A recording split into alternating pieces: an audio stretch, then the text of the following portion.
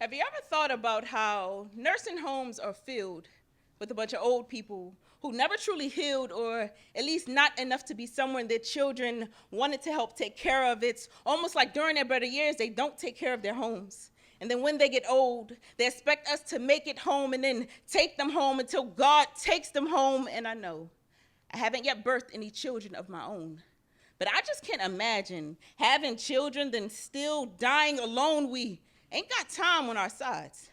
I mean, I get that Father Time got wings on his, but why do I feel like he will only be a parent to my parents when they're in line about to get fitted for theirs? Is it the daunting thought of dragging baggage as they ascend the pearly white stairs? Seems like they rather spend years stuffing it with stuff like heartache and stuff just to leave it here. It's like before they leave us here, they rather leave us broken just so their souls don't rest in pieces. I mean, Jesus.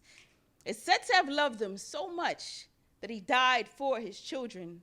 So why is it that my parents might have to be dying before their children's eyes, or possibly on the brink of their own demise before they come to see all of the scars that are left behind from when they crucified me? I worry that it won't be until they're about to cross to the other side that they'll finally come to realize how many times they crossed me, or how choosing not to heal their own wounds caused them to share more than just their blood with me, reckoning their suffering communicable disease, while lack of healthy communication causes something as common as community to quickly become communion, as I take their fragile bodies, which were broken for me like most of the promises they made, while projecting their trauma onto me, turning their death into a group project that I never asked to see, let alone play a part in, because it's always someone who doesn't want to play their part, and a part of me wants to be apologetic at times, like, pardon me, please, but I come in peace with these outstretched hands, just somehow still praying to my parents that they'll forgive me for whatever it is that I did that made them treat me in a way that I gotta question if they hate me,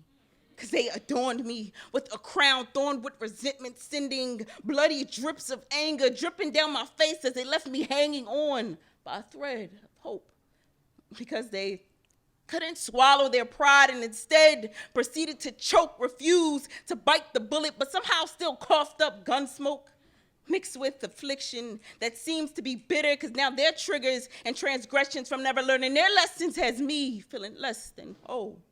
And so sometimes I feel like my soul be broken, or better yet, my spirit be holy like a shot through a wine glass. And so I ask, why is it that my parents might not even want to spill their truths into the very last call dialed, into all of the things that happen to other people's homes, but not into the feelings of their very own children? I pray that my parents don't wait until God calls them home before they finally decide to answer the call of accountability. I pray that dropping these bars doesn't ruin our connection, but instead makes more clear the validity. I pray that they can hear me now.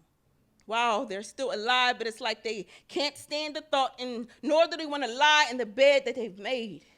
And so I truly fear that they find their deathbeds to be a much more comfortable place to finally say what needs to be said, because what happens in a deathbed stays with those who outlive its resident.